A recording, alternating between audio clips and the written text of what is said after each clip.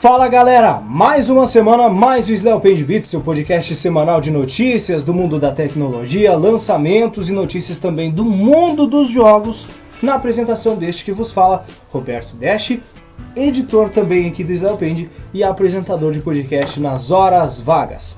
Ainda não é a semana que nós vamos ter podcast temático, com a participação de outros integrantes, inclusive aqui do blog e também membros de toda a podosfera brasileira, mas nós vamos trazendo os principais destaques da semana. Essa semana eu falo sobre o visual novo do Twitter, sistema de tributação da Receita Federal, como vai funcionar, como é que isso vai afetar a sua vida, você amigo, que acessa o blog praticamente todos os dias ou de forma esporádica, mas faz lá suas comprinhas pela internet, na PlayAsia, Starland, Deal Extreme e outros sites também, você que importa compras aqui para o Brasil. E também o fim do suporte ao Windows XP. Além dos principais lançamentos da semana e outras informações, você fica sabendo a partir de agora aqui no Slael Page Beats.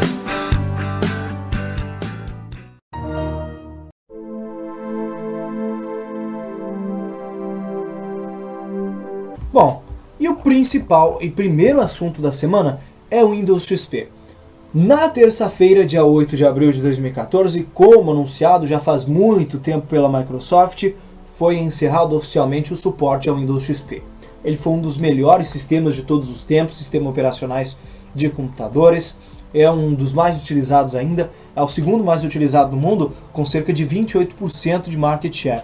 Muitas empresas ainda utilizam, inclusive onde eu trabalho, ainda há alguns computadores que utilizam o Windows XP, até para estabilidade do sistema, e há uma inviabilidade em muitos lugares, inclusive financeira, de você migrar para outros hardwares, outros sistemas. E tem muito usuário doméstico ainda utilizando o Windows XP. Não é por ignorância, e sim pela falta de poder aquisitivo.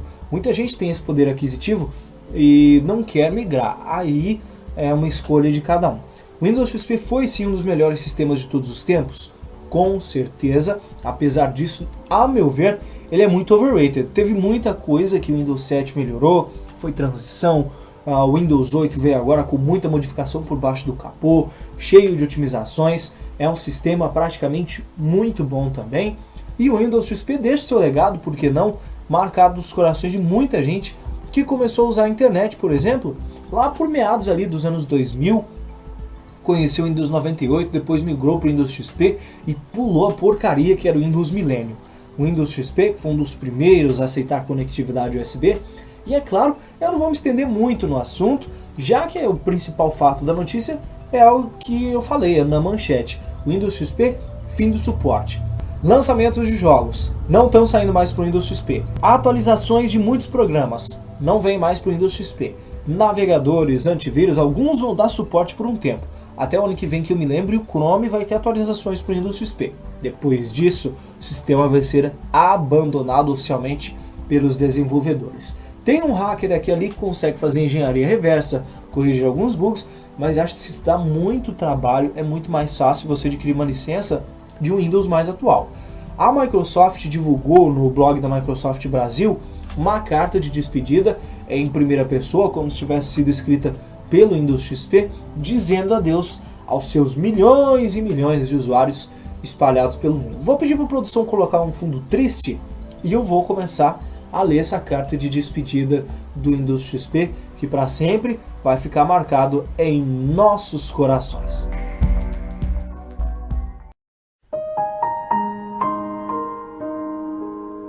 Queridos usuários e amigos, como muitos de vocês já sabem, no último dia 8 de abril terminou meu suporte. Isso significa que você não vai mais receber atualizações, pois a melhor decisão é se afastar de mim e adotar o Windows 8.1. Com ele, você poderá trabalhar de forma mais segura e de acordo com as necessidades atuais, tanto no trabalho quanto em casa. Gratidão. Esta é a palavra que vem ao meu kernel quando eu me lembro dos últimos 12 anos em que eu pude ajudar você a trabalhar, se comunicar e se divertir de uma maneira original em seu momento. Espero que fiquem com uma lembrança agradável do meu papel de parede. Aquele mesmo, esse Monte Verde com um céu azul e nuvens brancas. Muito obrigado pela oportunidade de poder servi-los como um sistema operacional. Vocês se lembram de que eu fui o primeiro a aceitar conectividade USB quando ainda não havia memórias portáteis? Eu fui o primeiro a incluir um utilitário para gravar CD. Eu tinha o Windows Media Player. E o que dizer do Pinball? Com ele, eu fiz você perder um pouco de tempo muito antes dos pássaros mal-humorados e dos doces viciantes. Na minha época, eu tive um ambiente gráfico mais agradável, uma interface de uso mais fácil. Além disso tudo, fui o primeiro com vários perfis de usuário. O ClearType, que já pensava na proliferação de monitores LCDs, escritórios remotos, grandes lembranças de outros tempos. Mas a tecnologia avança e é preciso dar espaço para a inovação. Nos próximos dias, eu estarei aposentando e desfrutando da tranquilidade. Agora, eu preciso de um tempo para mim e para os meus bytes. E a primeira coisa a fazer será me esquecer das atualizações de terça-feira, aquelas que são tão necessárias e que não vão mais estar disponíveis. Eu desejo para vocês o melhor em todos os projetos profissionais e pessoais que empreenderem a partir de agora com as novas versões do Windows. Eu estou contando segundos para me sentar em uma cadeira de balanço com um chá gelado e ver passar as novas gerações, como o Windows 8.1 com a sua próxima atualização e, por que não, o Windows Phone 8.1. Ambos são herdeiros da estirpe dos grandes sistemas operacionais da Microsoft. Me despeço agora para preparar a minha bagagem. Em pouco tempo eu vou descansar ao lado de produtos icônicos e históricos, como meu irmão mais velho, o Windows 3.1, o Windows 95, o MSN e também o Office 2003. Se você quiser ter uma lembrança minha sempre presente, pode colocar a imagem do meu papel de parede no Windows. Não importa qual a nova versão que você esteja usando. Muito obrigado por esses anos que nós compartilhamos. Com os melhores desejos tecnológicos, o Windows XP.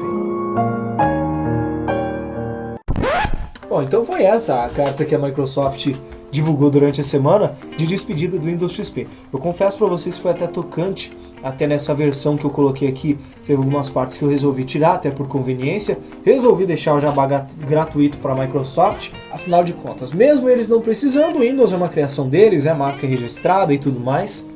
Então o mínimo que eu posso fazer é menção honrosa às novas versões de sistemas operacionais. Já tem gente se aproveitando disso. A Google, inclusive, anunciou essa semana uma redução de preço nos Chromebooks que vem com o Chrome OS. E se você quiser comprar a versão que vem com a VMware, que é compatível com os aplicativos do Windows XP, é mais barato ainda, olha só, para tentar fisgar alguns novos usuários. Tem gente que vai continuar usando o Windows XP por um tempo? Sim, por teimosia, por saudade, por algum outro motivo, mas é claro, o Windows XP já teve o seu. Bom, agora vamos deixar de falar de Windows, de Microsoft, para ir para outra vertente dos sistemas operacionais. Nessa semana, de acordo com a publicação do site The Verge, o Google está planejando o lançamento da Android TV, uma versão aprimorada, menos pretensiosa e mais possível do Google TV, um aparelho lançado em 2010 e que não fez muito sucesso. De acordo com os documentos conseguidos pelo site, a intenção da companhia para o aparelho é a de produzir algo mais fluido e rápido, que de uma maneira prática e rápida traga conteúdo de entretenimento para os usuários. Android TV é uma interface de entretenimento, não uma plataforma de computação, explica o documento. Aparentemente, o aparelho não irá muito além da recém-anunciada Amazon Fire TV e da já conhecida Apple TV, porém também será, como o próprio nome indica, baseado no sistema operacional do Google e vai possuir uma interface semelhante à do Android em smartphones. As imagens que foram vazadas durante a semana sugerem um layout bem parecido com o do Google Play, com filmes, shows, aplicativos e jogos dispostos em uma espécie de estante. Bem como eles usam na tecnologia do Google Now, a intenção da companhia para o aparelho é que seu sistema faça recomendações de programação certeiras para cada usuário, sem precisar abrir uma app para mostrar conteúdo. O documento ainda afirma que não deve demorar mais de 3 cliques para escolher o programa e começar a vê-lo. Essa Android TV teve muitos rumores de que ela já foi mostrada até na CES no começo do ano, e muita gente nem percebeu. Provavelmente deve ser uma interface, alguma modificação no Android, igual foi o Android Wear, e igual provavelmente vai ser também o Android que roda no Google Glass. E muita gente tem por opinião de que prefere mais um Chromecast do que uma Android TV, porque afinal de contas o Chromecast já é esperto por si só e é só um dongle que você coloca na sua televisão, não precisa comprar todo um aparelho novo, todo um aparato novo, gastar milhares de reais, que aqui no Brasil essa é a realidade, você paga muito para ter uma TV comum, imagina só uma Smart TV, então muitos são partidários disso aí. Apesar de que o Google se recusou a antecipar qualquer comentário sobre a Android TV, ainda há muita expectativa em cima disso.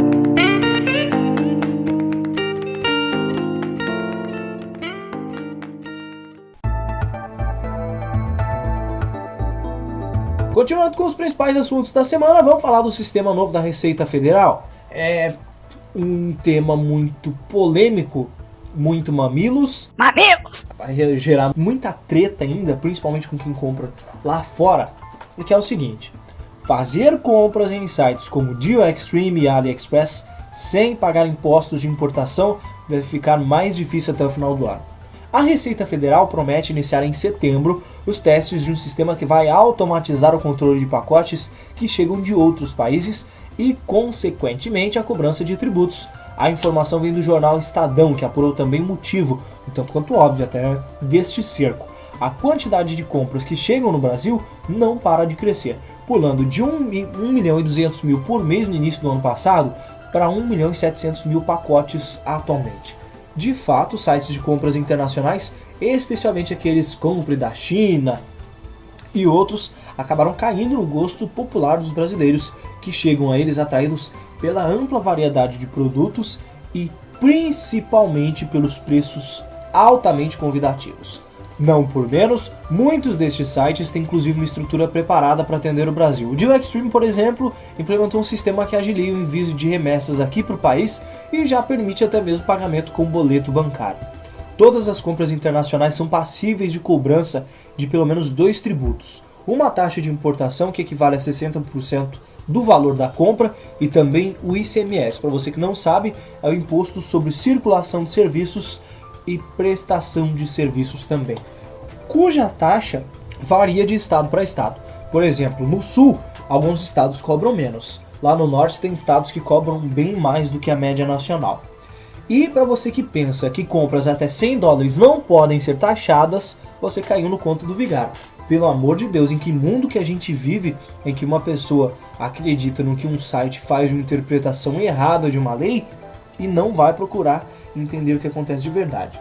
Até a Receita Federal fez um esclarecimento essa semana envolvendo N pontos de importação, que é assim: a sua encomenda só não é taxada se ela for com um preço menor do que $50 e for de pessoa para pessoa.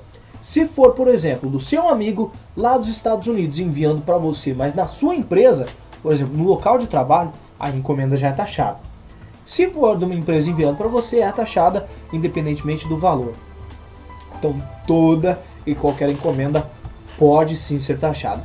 O que a Receita Federal quer? Implementar esse sistema novo que já na hora que você vai fazer as suas compras, os tributos sejam cobrados. A única coisa que você vai ter que fazer é depois ter o trabalho de retirar a encomenda no correio.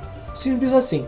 Tem sites que já adotam essa medida. Por exemplo, você vai fazer uma compra na Amazon, lá você é descontado o valor da sua compra e mais o valor dos impostos.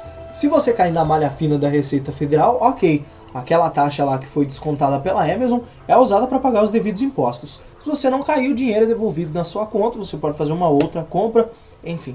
A Receita Federal está implantando esse sistema. Para você que reclama que no Brasil é tudo mais difícil, não é. Esse sistema já existe em países como Estados Unidos, como Canadá, como Austrália. Ninguém vive no mar de rosas, então não adianta você reclamar que é tudo culpa dos nossos governantes, quando na verdade muitos dos países desenvolvidos e todos os outros utilizam sistemas parecidos. Se chama reserva de mercado, tá certo que é uma coisa muito boba essa reserva de mercado. O certo seria a livre concorrência, porque daí sim as empresas iam ter que se virar para oferecer preços competitivos e serviços melhores. Por exemplo, o Nintendo DS lá na GeoExtreme, tá certo que é refurbished, ele sai por cerca de $70. Aqui no Brasil você vai comprar um Nintendo DSi, um dos modelos, um Nintendo DS que já saiu de linha, vamos dizer assim. Você encontra aí por 400, 500 reais. E com mais 300 você compra um Nintendo 3DS. Gente, alguma coisa está muito errada aqui. Então, a Receita Federal está implantando esse sistema até para desestimular você de comprar lá fora. Mas olha, é muito melhor você comprar pagando os impostos justos, o valor justo por um produto, do que você comprar aqui no Brasil, onde tem imposto sobre imposto, o chamado imposto sobre cascata, e ainda tem o lucro Brasil. Então vamos supor, você compra um celular ali de 100 reais, de 200 reais, coloca o imposto de 60%, ICMS, acabou. Pelo mesmo preço que você vai pagar nesse celular aí comprando na China, você não poderia comprar um Galaxy Y aqui no Brasil. É muito difícil. E essa medida da Receita vai trazer um pouquinho mais de dor de cabeça no seu bolso. Mas eles têm como principal objetivo também agilizar a entrega dos produtos aí na sua casa. Porque hoje em dia é tudo feito por amostragem. Com o sistema novo da Receita Federal, não. Você comprou, já pagou os impostos, vem para o Brasil, já vai ter tudo identificado, já cai na sua casa. Vai durar até menos para você receber alguma encomenda aí na sua casa. Então é um ponto polêmico ainda, tem muita gente que é a favor, tem muita gente que é contra. Mas tudo que é comprado lá fora é passível de tributação. Da mesma maneira que tem uma outra notícia polêmica dessa semana, que a Receita Federal disse que bitcoins devem ser declarados no imposto de renda, sim. Os bitcoins entram ali na seção outros bens. Então, se você tem um patrimônio de bitcoins equivalente a R$1.000 ou mais, tem que declarar no imposto de renda, sim. É a Receita Federal sendo a Receita. Nenhum país no mundo ainda reconhece. É raro algum governo que reconheça oficialmente o Bitcoin como moeda, mas mesmo assim gera lucro, gera tributação. Todo mundo quer tirar o seu pedacinho. Não vou nem comentar em cima disso aí, porque afinal de contas vou me estender aqui falando das paredes quando todo mundo tem uma opinião parecida. Isso aí é mais um abuso, quando na verdade não era necessário.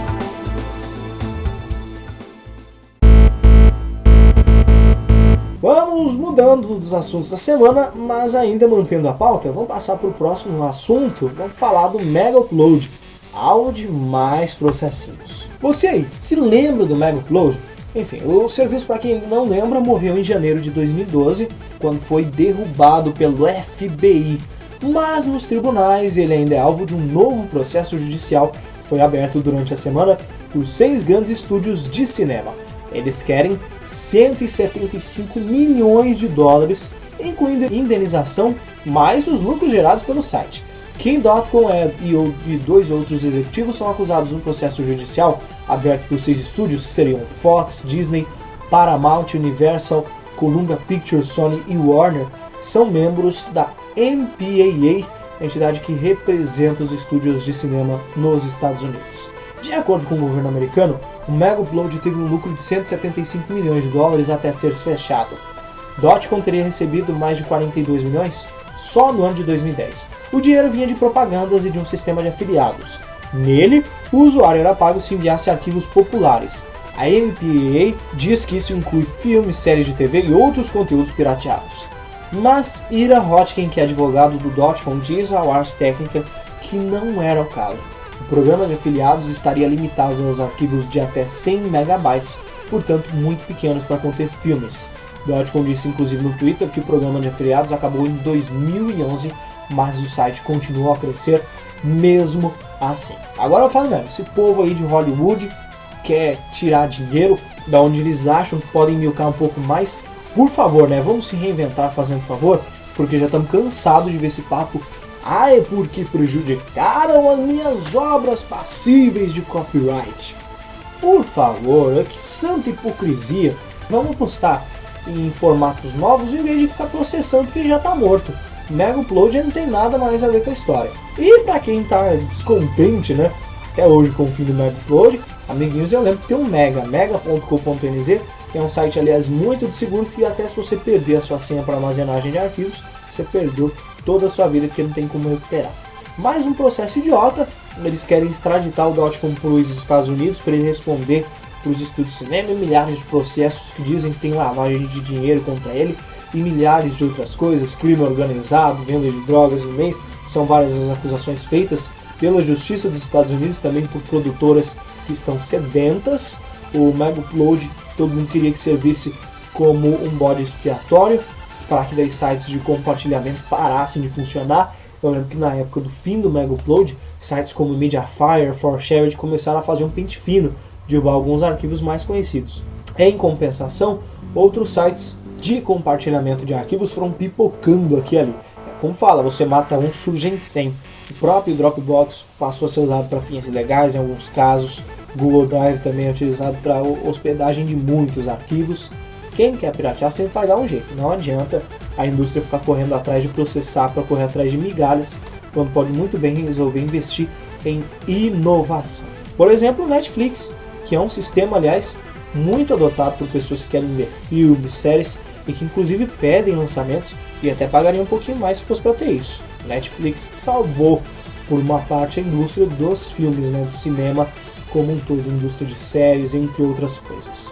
Ainda entre os principais assuntos da semana, vamos continuar falando de tecnologia só mais um pouco antes de passar pelos jogos. O Twitter confirmou na terça-feira, dia 8, mesmo dia do fim do suporte do Windows XP, os rumores que vinham surgindo desde fevereiro. O novo visual da plataforma realmente se parece e muito com o Facebook. Antes focado apenas no texto, já que os usuários podem postar apenas mensagem com até 140 caracteres, as imagens ganham bastante espaço com essa renovação. Inclusive, num post no blog oficial, a plataforma de microblog anunciou que a partir de terça-feira está sendo mais fácil se expressar por meio de um novo e melhorado perfil na internet. De acordo com o Twitter, o público geral começa a ter acesso à novidade nas próximas semanas. Ficou realmente parecido com o Facebook, não ficou tão feio, é um visual que já vinha sendo testado por algumas pessoas, né? E não ficou tão feio assim. Mas tendo a possibilidade de personalização de background e outras coisas como o Twitter sempre permitiu, não há nada de errado nisso. Tem inclusive algumas funções muito interessantes, como por exemplo você pinar um tweet favorito ali para deixar na sua página para todo mundo que acessa ver, entre outras coisas. Boa reformulação essa do Twitter, ficou parecido com o Facebook. Facebook que, aliás, já anunciou que vai ter nova mudança de layout daqui a uns tempos, hein? Pelo amor de Deus, o povo não para nunca, daqui a pouco tá virando o Orkut, um visual a cada 5 semanas. Vamos mudar de assuntos agora, saindo do mundo das tecnologias, sistemas operacionais e tretas, para o mundo dos joguinhos eletrônicos.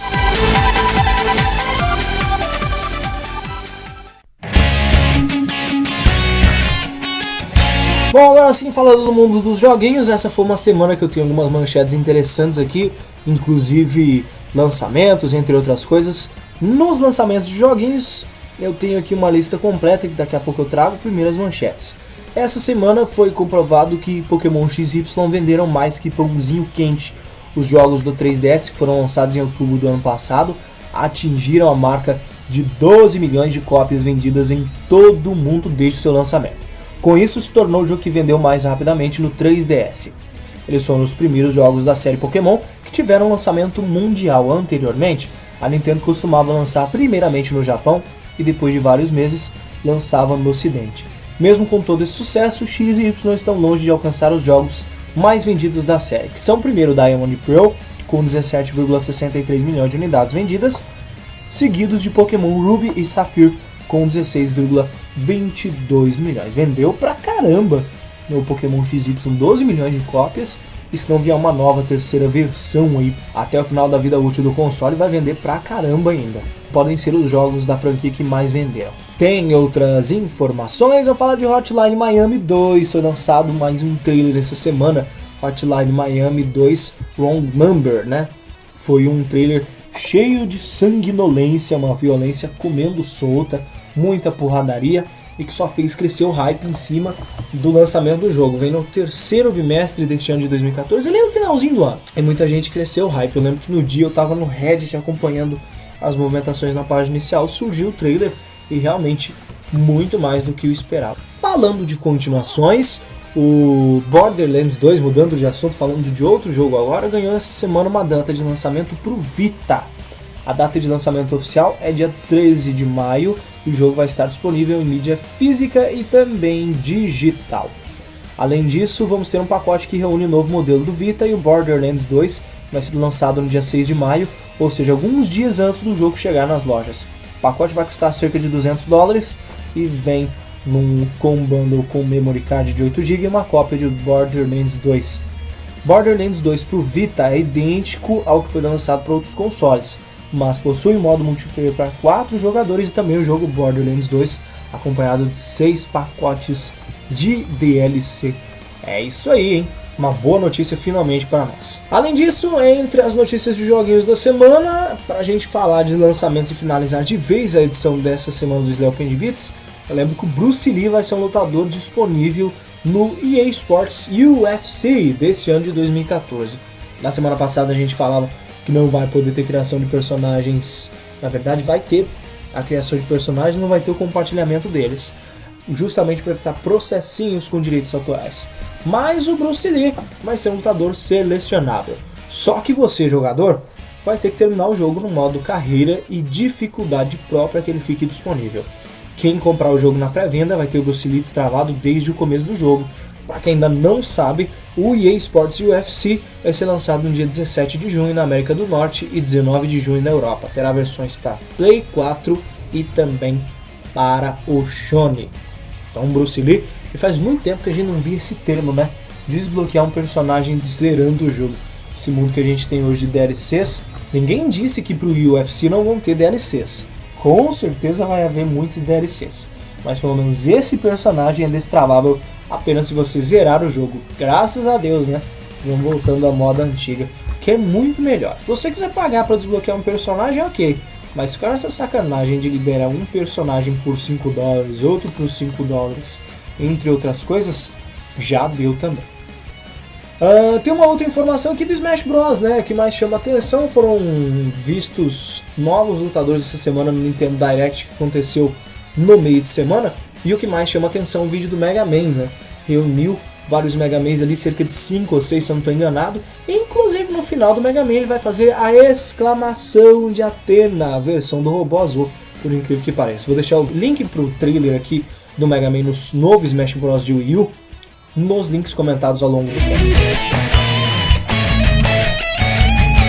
Para finalizar agora o Sleeping Beats dessa semana, vamos ver o que teve de lançamento desde o dia 7 de abril para ser lançado até hoje, na sexta-feira, o que foi lançado hoje. Vamos trazendo as informações então, ó. No dia 7, segunda-feira, tivemos lançamento de Castle Vibra para PC nos Estados Unidos. Teve o Early Access do Broforce para PC, que é uma plataforma de ação baseado nos jogos dos anos 80 e 90. Um jogo que vai causar muita polêmica. Esperamos que as comissões do Congresso Nacional não encostem nele, porque senão a censura vai rolar solta. Também teve o In Vivo e o Luna's Render Stars para PC, Evolution RTS, desculpe a minha pronúncia, tá, de vez em quando. Foi lançado para PC também na segunda, Alpha Morph para Xbox 360, Munich Bus Simulator, simulador de ônibus, olha que incrível, né? Depois de Gold Simulator a gente espera tudo. Lançado para PC, Multi Island, House of 1000 Doors Family Secrets e The Chaos Engine. Esses foram lançamentos da segunda-feira, a maioria para PC, praticamente todos, né? Na terça-feira, dia 8, teve Daylight para o PS4, Kinect Sports Rivals para o Sony, The Wolf Among Us Episódio 3, A Crooked Mile para PC e PS3, Lego Hobbit para 3DS, PS3, PS4, Vita e além de Xbox 360, Sony e PC. Na quarta teve Undead Paradise, Guilty Gear Isuka, Hostile Warriors, Anatheus Rising, isso tudo para PC. Na quinta-feira, dia 10, lançamentos. Warlock 2, né, Exiled para PC, Irminsul, Tom Clancy's Ghost Recon Phantoms e Another Stars, tudo isso para PC. Para o Wii U teve Batman Arkham Origins Blackgate Deluxe Edition e My Exotic Farm. Além disso teve Mystery Case Files Dire Grove, Mystery Case Files Raven's Heart e Governor of Poker, todos esses para 3DS. Battle for Demon Seed para Xbox 360, The Mirror Mysteries Forgotten Kingdoms e Mirror Mysteries para PC, Haunted Past Realm of Ghosts também para PC. Essa sexta-feira teve mais lançamentos, teve The Raven Legacy of Master Thief para PS3, Kinect Sports Rivals saiu para Sony na Europa, Don Bradman Cricket 14 saiu para PS3 e 360. Football Manager Classic 2014 saiu para o Vita. E Adventure Time Finn and Jake's Epic Quest saiu para PC na América do Norte. Então esses são os principais lançamentos dessa semana.